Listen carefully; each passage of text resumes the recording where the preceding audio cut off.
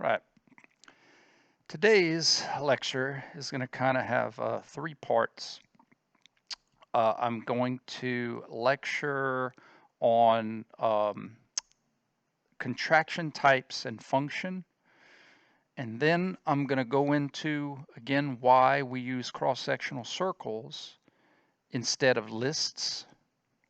And then last, we'll start on, I'll introduce you to your first set of trunk muscles. Okay?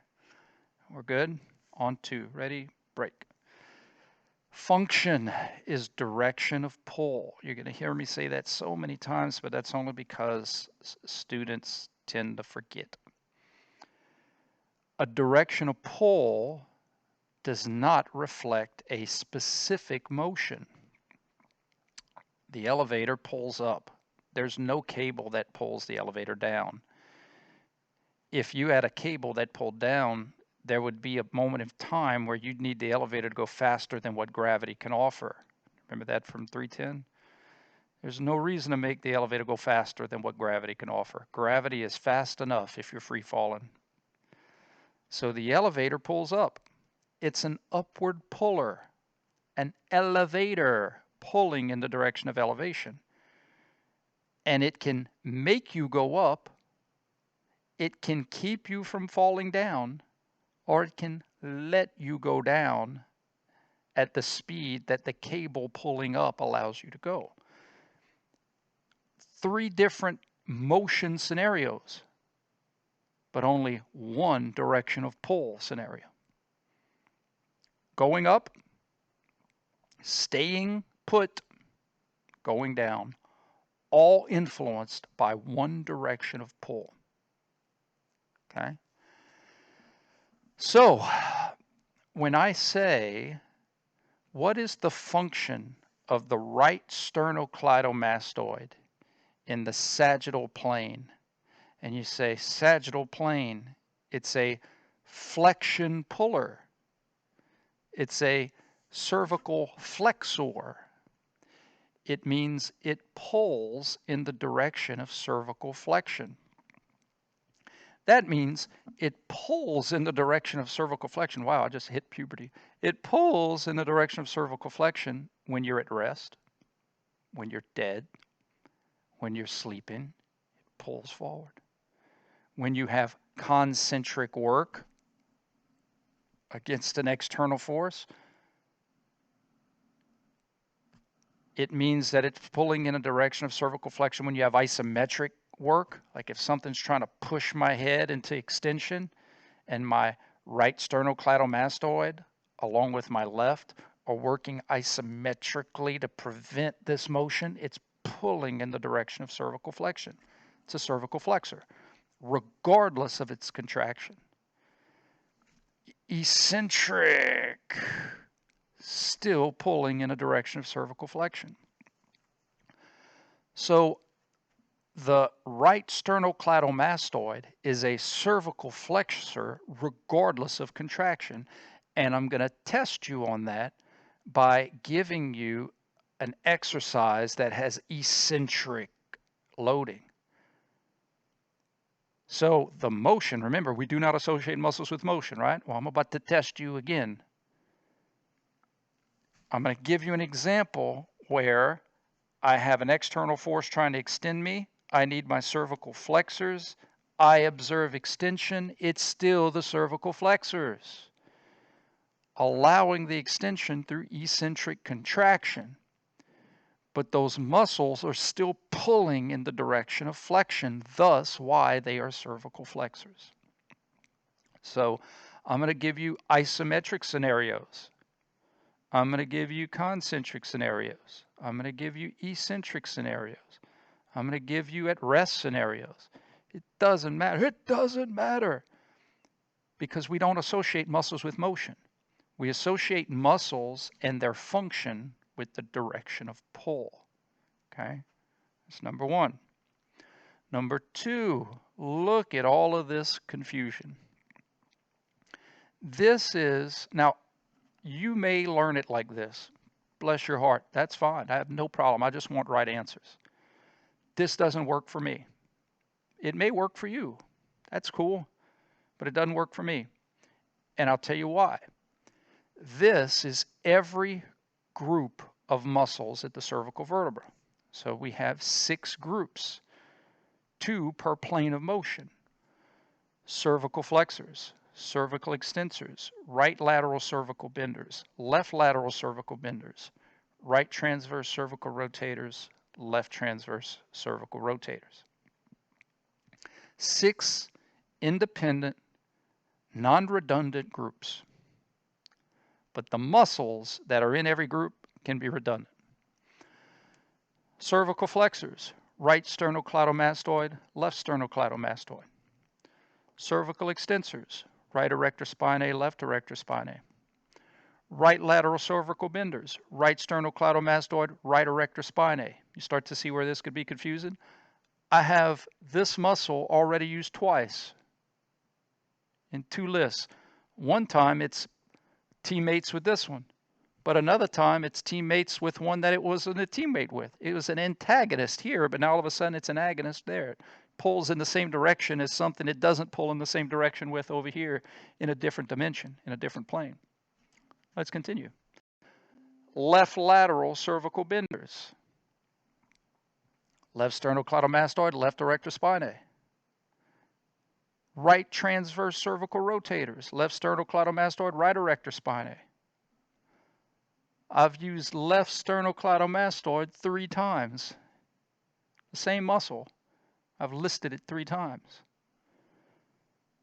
So it can get confusing if you do it based on lists. And this is a simple joint. There's only 4 main muscles.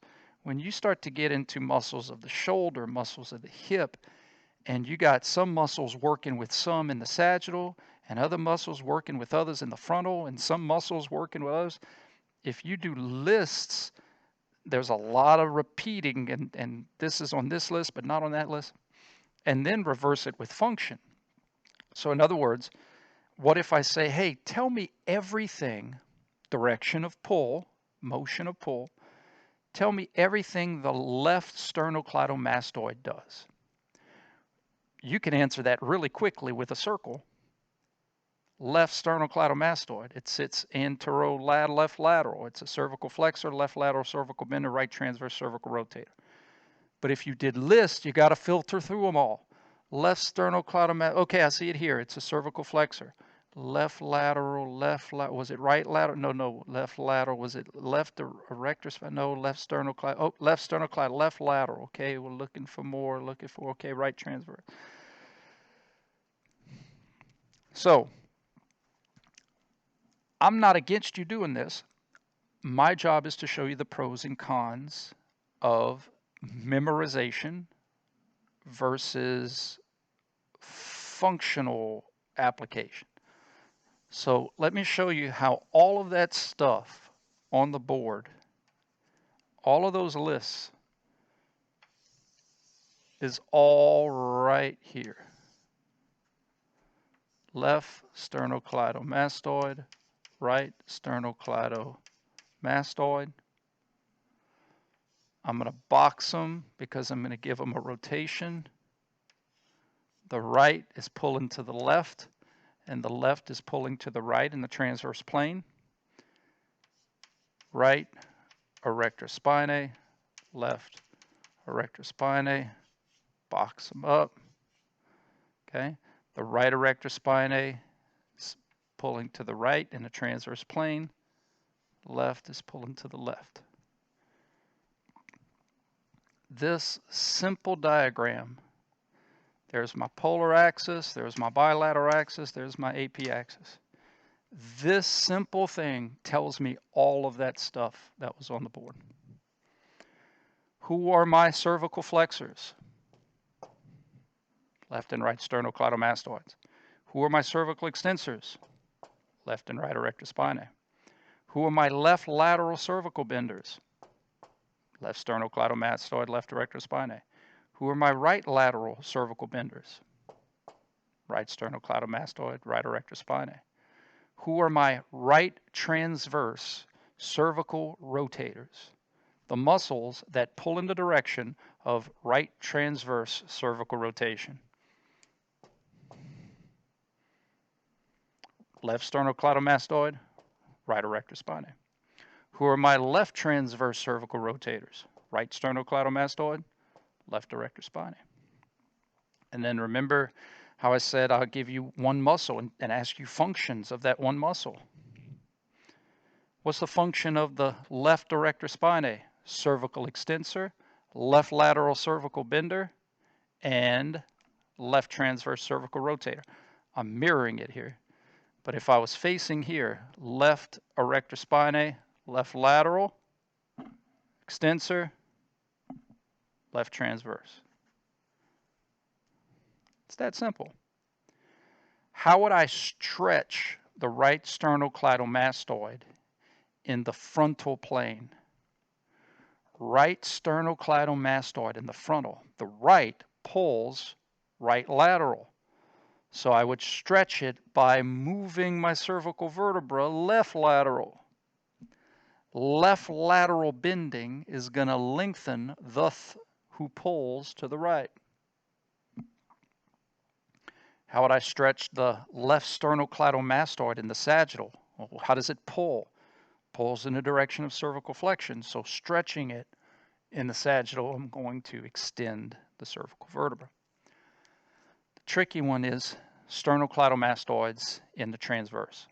The right pulls to the left, and the left pulls to the right. So how do I stretch the right? Not by looking to the left. That shortens it. Short. If I want to stretch the right, I need to look to the right. Now I lengthen it.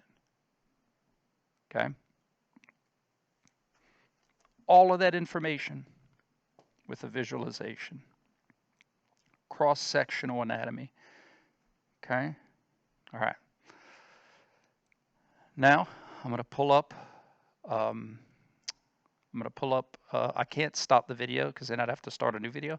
So this will take me a minute, but I'm going to pull up the PowerPoint and we'll start looking at the muscles of the trunk. Actually, before I do the PowerPoint, let me pull my little skeleton over here and we'll talk about the trunk.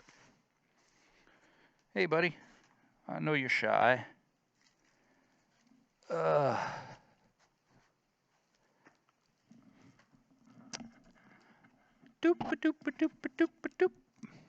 It's called being tethered. All right. Oh man, we got to see the dentist, pal. Let's see. Uncle Brian will fix you up. Maybe after class he'll fix you up. All right, guys, let's look at this. His tummy. It reminds me of a couple jokes my sons told me. Why didn't the skeleton go to the dance? Because he didn't have the guts, or he didn't have no body to dance with. The trunk. Now, the trunk is more than the lumbar. If you remember from 310, the trunk is a summation of lumbar motion with thoracic motion. Thoracic is ribular attachments, and lumbar is non-ribular attachments. But all of these summate like a slinky, and they get motion. So the axis is here, right? Back here. So although our circle, the axis conveniently is in the middle of the circle, we know that that's just a representation. For the trunk, it's going to be more posterior because we got all the guts and all the stuff over here, right? So we're looking at how muscles cross this structure. We're going to have posterior crossing muscles that are going to pull in the direction of trunk extension. We're going to have anterior crossing muscles that are going to pull in the direction of trunk flexion. We're going to have right lateral crossing muscles that are going to pull in the direction of right lateral trunk bending. We're going to have left lateral crossing muscles that are going to pull in the direction of left lateral. And then we're going to have a really cool crisscross applesauce technique. I'm going to teach you how obliques, external obliques on one side, work with internal obliques on the other side to create this belt loop, this Chewbacca belt loop. Because if you think about it, if I'm trying to pull left transverse, ideally I need to have something on the right side that runs the same direction as something on the left side. So that's where your external and internal obliques come in. It completes the belt.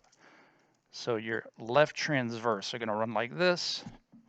Your right transverse are going to run like that. Okay? Got it? Thank you, buddy. Now, what's really cool off the bat is that we're going to have some different muscles. We're going to have more muscles, but it should make sense because we have more mass to move. You know, up here, all we got to do is move our head. That's not a lot of stuff. I'm from Delcom. It's not a lot of stuff. But as we work our way down, the trunk muscles have to influence everything above the pelvis. It's a lot of stuff. Okay, that's most of our weight. So we're going to have more muscles. They're going to be bigger. There's going to be more of them to influence our motion. Okay. Give me a second. I'm going to pull up the slides and we'll get to work.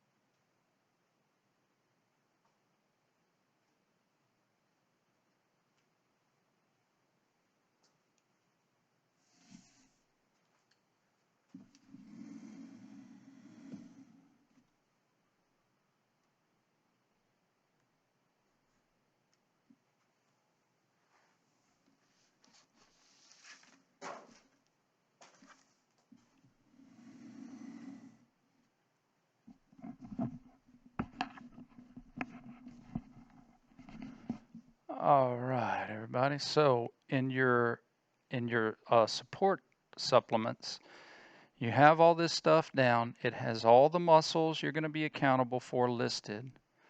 And there's room on the side for you to write, if you want to write function, okay? But again, all the functions going to be listed here. Now, of course, I'm going to show you the muscles, but I want to break down the trunk circle just to remind you about who's sitting in class, okay?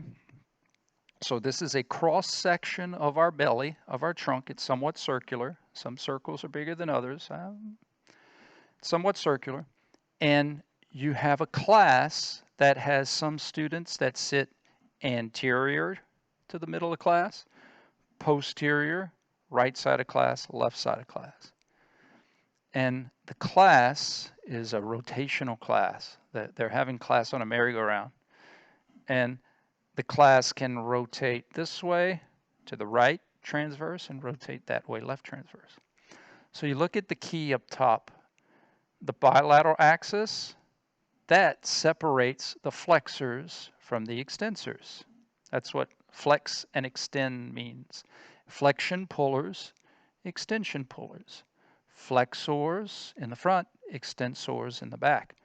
That's where all your obliques and ab muscles are in the front, and your erector spinae are in the back. The right side of class, those are your right lateral trunk benders, left lateral trunk benders. This is where things get a little, I say, confusing. I wish these arrows were drawn a little cleaner. But your right transverse trunk rotators, the ones that spin this way, that one, this one, and this one. left transverse spinners. Boom, boom, boom. Okay. Trunk flexors, all of these. Trunk extensors, right lateral, left lateral, right transverse, left transverse. Okay. That's simple. Now let's talk about some specific muscles, okay?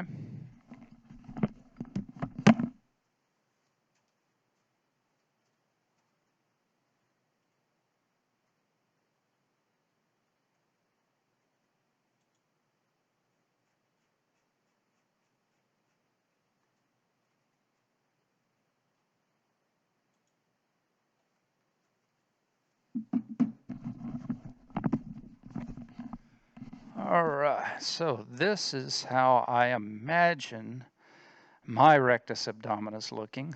I'm sure underneath my skin, deep down, it looks like that in some form. Rectus abdominis, first muscle we're going to talk about, okay? Now, the rectus abdominis has two sides that are separately innervated. They're two separate muscles, no different than our two sternocleidomastoids. I could recruit the right one or I could recruit the left one. You have the right rectus, which is on the right side of your belly button, and you have the left rectus, which is on the left side of your belly button. This is an anterior view. You can see the belly button as proof.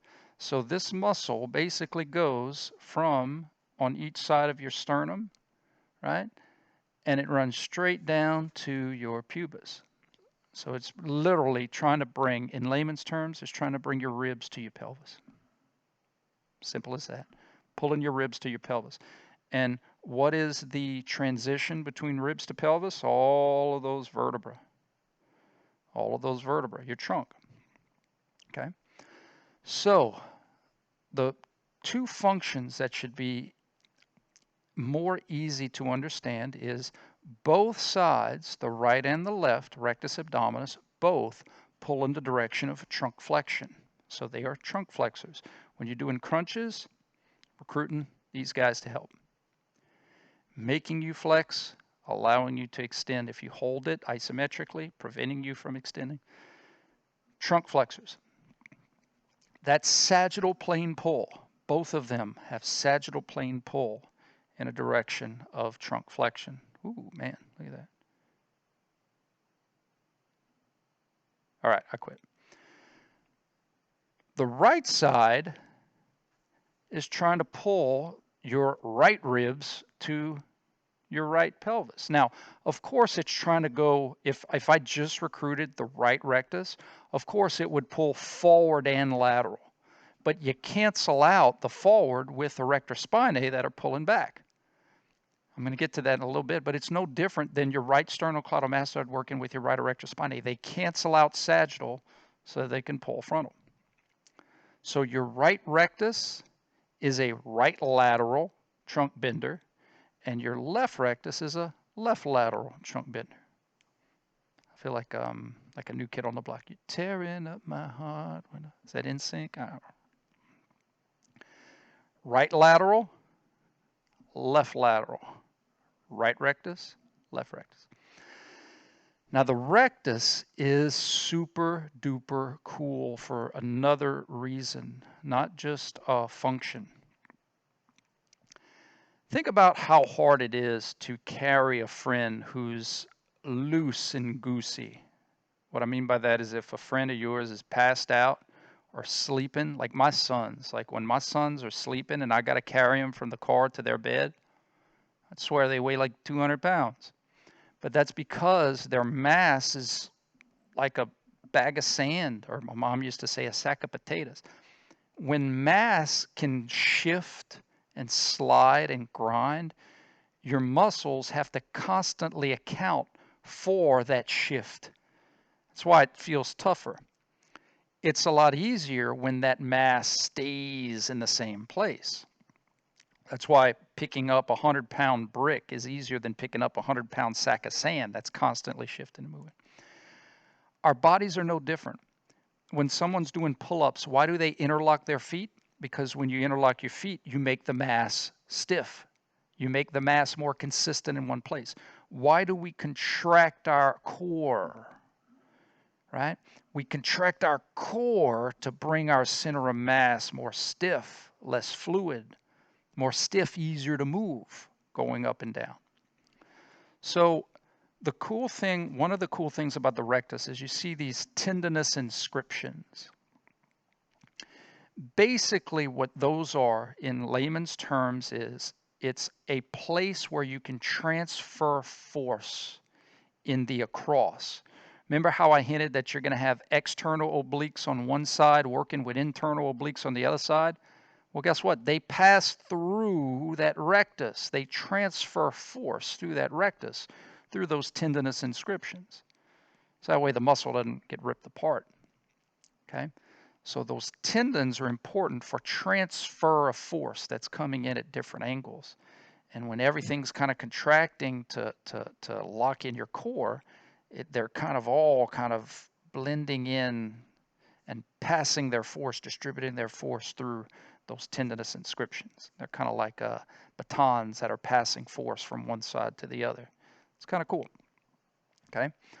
So what does rectus abdominis mean? Well, when you just say rectus abdominis, you infer both sides. But when you want to talk about one side or the other, you say the one on the right or the one on the left. Right rectus, left rectus. Okay? Let's go to the next muscle.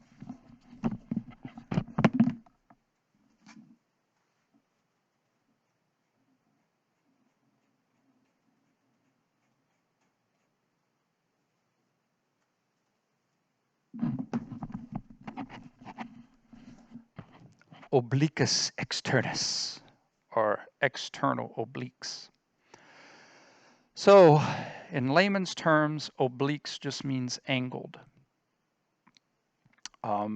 Your sternocleidomastoid was angled. Your erector spinae is angled. It doesn't run straight up and down. Your rectus abdominis would not be angled in anatomical position, okay? Grad school, you'll learn that when you twist, you actually give it angulation. You give it obliquity. But in anatomical, run straight down. In anatomical, your external obliques have angulation. But it's important to see how the angulation is when we get to the spinny stuff. The easy stuff is the up-down pull, okay? This is a right external oblique. So notice, just like the rectus, we're going ribs to pelvis, ribs to pelvis, ribs to pelvis. Yeah, some of it goes into this tendinous sheath, but even that goes to pelvis, ribs to pelvis. So in the sagittal plane, now all of these fibers are in front of the vertebra. So they're all crossing in the front. Sagittal plane, rib to pelvis, means that I'm going to be trunk flexors, giving my rectus some help.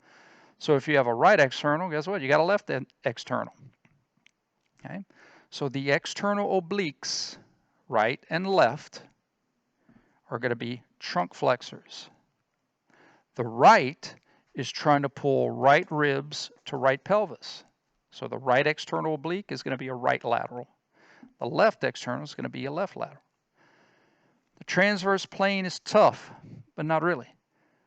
The external obliques follow the same line of pull as the sternocleidomastoids. So I'm going to move the camera to show you. But here's my sternocleidomastoid. Remember, right sternocleido is a left transverse. Okay? You can't see this. Try it like this. Right sternocleidomastoid, right external oblique. So the right external oblique is pulling in a direction of left transverse trunk rotation. Let me try to explain it better here. In the sagittal plane, you could see trying to pull ribs down. But in the transverse plane, think about it. This fiber is trying to pull this piece of rib which is more posterior to this piece of pelvis. It's trying to bring this rib forward. Remember how I said if you pull your right ear forward, it's going to want to make you look to the left? Well, imagine taking the right ribs and pulling them forward. If you pulled your right ribs forward, it would make you want to look to the left. It would be a left transverse trunk rotation puller. Okay? Right external oblique, left transverse trunk rotator. Left external oblique, right transverse trunk rotator. I feel like I'm doing the sprinkler. Now, if an external oblique lives on the top, internal obliques crisscross and live underneath. Crisscross applesauce, which makes it great for the same side in working in the frontal plane. So sagittal, well, let me pull up a picture, my bad. But what I want you to know is that the same side internal oblique lives underneath and it runs the opposite direction in the transverse plane. Same direction, sagittal and frontal, opposite in the transverse. It crisscrosses. The old kinesiology professor whose place I took when he retired used to talk about if the external oblique is a holster, like it runs like the top of a holster, the internal oblique would be the gun that fits inside the holster, inside, internal, okay? So let me pull up an internal oblique.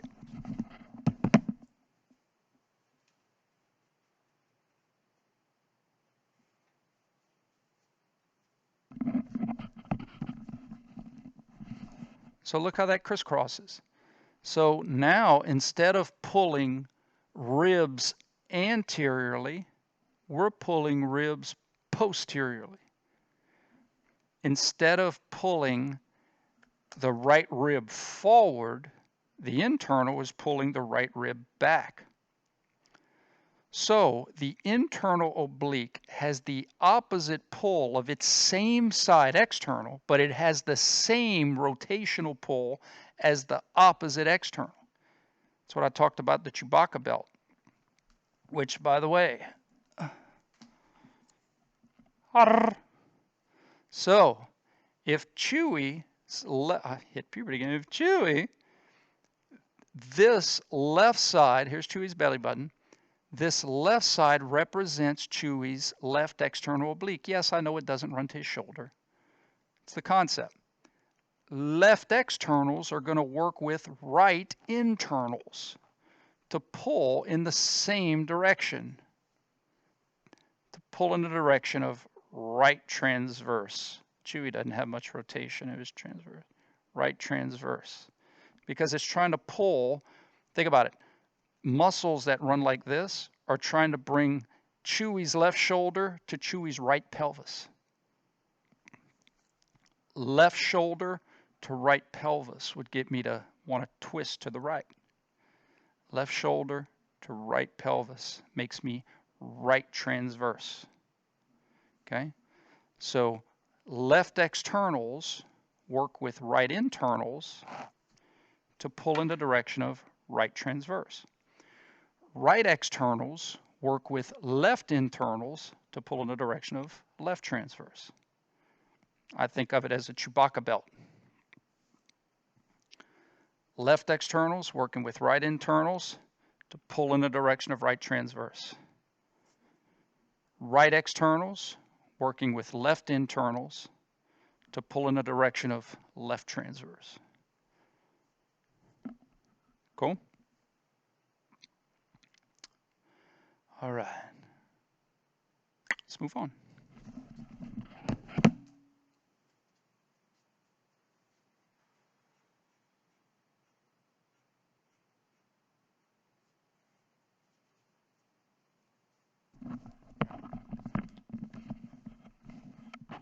Remember how I said that generating a tight core is efficient when you're trying to move your body. In other words, the more you can get your center of mass to stay in one place, the easier it is to move stuff because you're not constantly adjusting for shifting centers of mass. which means you're constantly adjusting for variations in torque and rotational forces. So one of the ways your body creates interthecal pressure, not just when you're trying to create a rigidity of your center of mass and keep it still, but you create interthecal pressure when you're doing a Valsalva maneuver. It's basically like squeezing a tube of toothpaste. If you have a big tube of toothpaste and you create a sphincter compression in the middle, pressure is going to go at both ends, right? You're going to have pressure coming out, you have pressure on the bottom. So when we do a Valsalva maneuver, it's the same concept. We have muscles that shrink wrap our tummy to create compression in our tummy, and pressure goes out both ends, right? This is one of the ways we do it, is with a muscle called the transverse abdominis. This is your body's largest sphincter muscle. So you think about a pyloric sphincter, cardiac sphincters, lips could be a sphincter. You have sphincters other places. This is a big sphincter. And its purpose is to encapsulate from one side of the ribs all the way around to the other side of the ribs. And when it contracts, it compresses everything, like squeezing a tube of toothpaste. For therapy, this is important because it starts on one side of the vertebra and goes around the other side of the vertebra. So for vertebral stability, this muscle is very important because by contracting, it prevents laxity, right? It's stabilized. Remember, muscles aren't just rotary, they are stabilizing influencers as well. So the reason I wanted to bring this one up is because it's common to talk about like doing exercises that involve rotation and saying the transverse abdominis. And it's true and false. If you're creating rigidity in your trunk, the transverse abdominis is going to be active. It's going to be activated. But because the transverse abdominis surrounds everything, you don't have like the right side, the left side independent to spin you. It's just kind of a sphincter muscle, okay? So when you contract it, it's canceling out. Does that make sense? When it's working as a sphincter, the right side that might want to twist you to the right is being canceled by the left side that would want to twist you to the left. So they cancel each other out. They just worked as a big sphincter muscle. Okay, it's cool. Last set of muscles.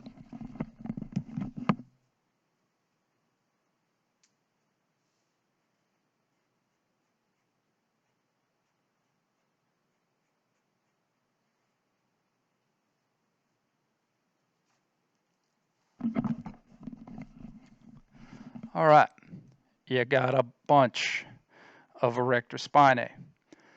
And again, some of them start from they cross some thoracic, go up to your cervical. I mean, you have a bunch. And I'm going to show you some more pictures of a bunch. The positive about this is we're going to follow the same rules as the cervical.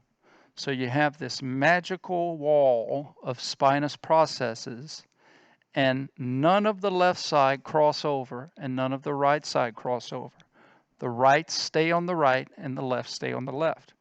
So we're going to talk about right erector spinae, left erector spinae of the trunk, just like we did with the cervical. Let me show you some more.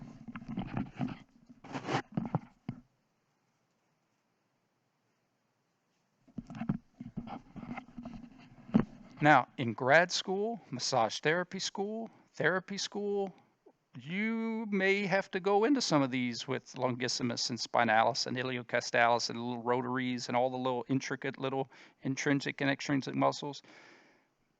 But for an undergraduate biomechanics class, we're just going to group the group and say, look, we know we got a bunch of them. You got some on the right side, those are going to be right erectors, left side, left erectors. Now, what I want you to notice is the obliquity that these guys have, right? Notice the angulation there, okay? So, just like with your erector spinae, the right is pulling your right ribs back. Remember how I said pulling your right ear back would make you want to look to the right. Same thing. The right side erector spinae are going to branch out and pull the right ribs back. So therefore, the right erector spinae is a right transverse trunk rotator, and the left erector spinae is a left transverse trunk rotator. These erector spinae follow the same rules with the cervical. Both of them are cervical extensors. The right side is a right lateral, the left side is a left lateral, right side is a right transverse, left side is a left transverse. Same thing for the trunk. The right erector and the left erector work together to be trunk extensors. The right erector, right lateral, left erector, left lateral, right erector, right transverse, left erector, left transverse. Okay? Got all that? Let's go back to our circle. Put it all together.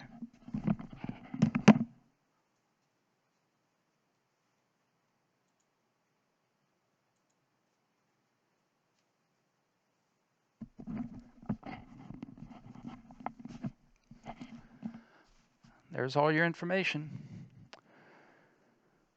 Who are the trunk flexors? All the anterior muscles. Left rectus abdominis, right rectus abdominis, left external oblique, right external oblique, left internal oblique, right internal oblique. Who are the right lateral trunk benders? The ones on the right side, right? The ones that have R. Right rectus, right external, right internal, right erector spinae. The right erector spinae, now remember, that's a group. There's a lot of muscles in that group. So don't look at it as, man, we got 3 in the front, there's only 1 in the back. That's a big one, okay? But if you're working right lateral, it makes sense that you have to have something pulling in the direction of extension to cancel the ones that are pulling in the direction of flexion. They neutralize each other in the sagittal, and they synergistically pull together in the frontal. And they also cancel out in the transverse. Some of them do.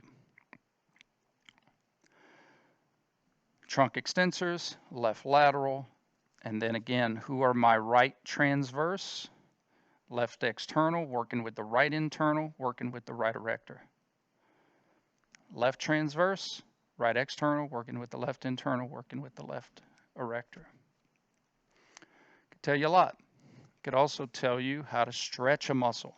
How would you stretch the right external oblique in the sagittal plane? Extend the trunk. Right external oblique in the frontal plane. Well, it's a right lateral bender, so I got to bend to the left. How would I stretch the right external oblique in a transverse plane? It's pulling in a direction to rotate my trunk to the left. So I need to twist my trunk to the right to stretch the right external oblique.